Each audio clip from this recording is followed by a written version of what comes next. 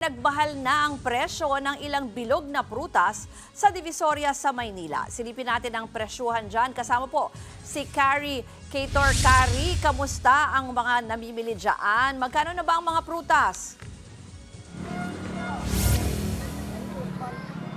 Ruth, kaliwat kanan pa rin ang mga namimili ng panghanda rito sa Divisoria.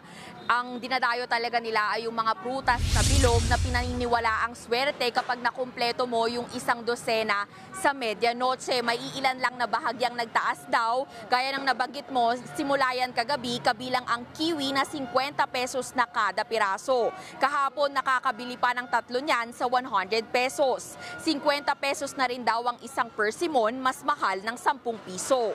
Wala naman daw nagbago sa presyo ng karamihan sa mga prutas. Sa halagang 50 pesos, makakabili ka na ng 1 kilo ng dalandan o kaya ay 4 na piraso ng lemon, peras, mansanas at iba pa. 100 pesos naman ang melon at pakwan, habang 200 pesos pataas ang ubas at longgan.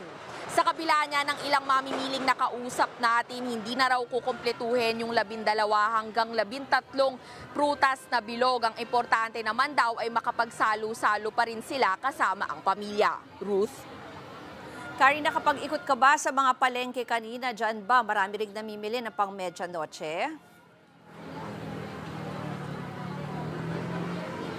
Yes, Ruth, galing tayo kanina sa Balintawak Market at alam mo halos hindi na makapasok sa dami ng tao pero tipid-tipid lang din yung mga namimili roon kasi marami din sa mga bilihin ang nagmahal. Kabilang na riyan ang karning baboy. Yung laman nasa 330 hanggang 350 pesos na mula 310 pesos daw kahapon.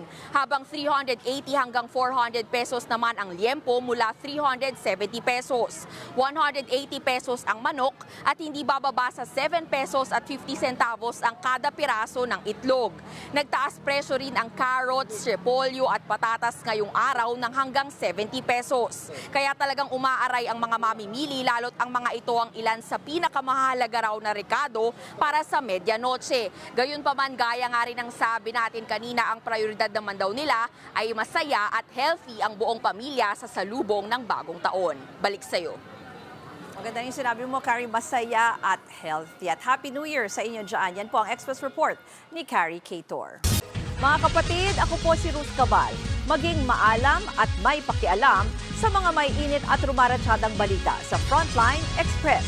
Para maging updated sa balitaan, mag-subscribe lang sa social media pages ng News 5.